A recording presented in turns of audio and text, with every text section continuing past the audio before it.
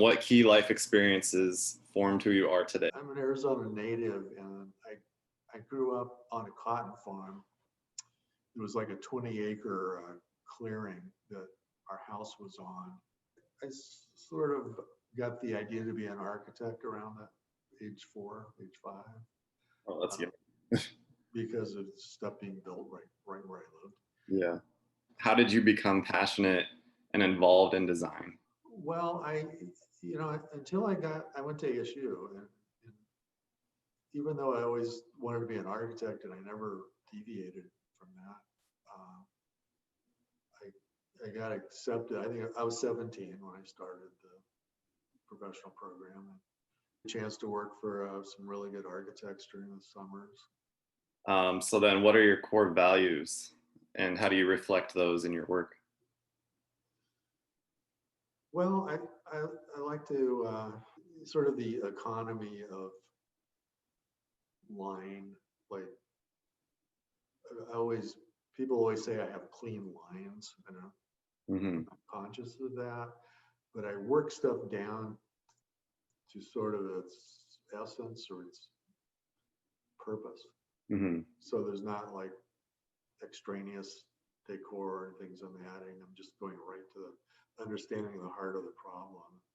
I think like everyone does about the long-term, everyone should think about the long-term cycle of a building, like your embedded, carbon in a building is enormous.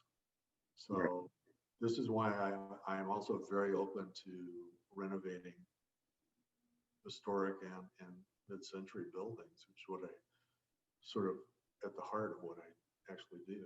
And responding to the climate was ingrained in me at ASU.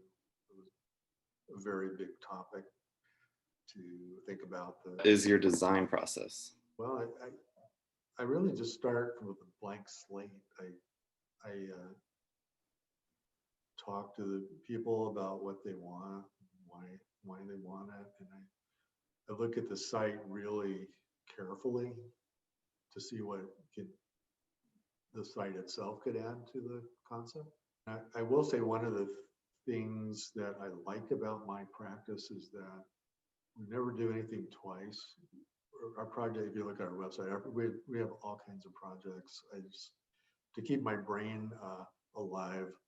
So the design process, it comes from absorbing all the information. And so then how do you collaborate with other individuals? Actually, every project requires a lot of other people. If we're doing a performing arts project, we'll have consultants from all over the country. We typically have people come in from New York or Chicago or LA to get all those specialty things like acoustics. And so the collaboration becomes being respectful of everyone. So where do you think design is going? I would hope it's going in a more environmental direction in general. I think really eventually there's a lot of prefab and modular that just never takes off.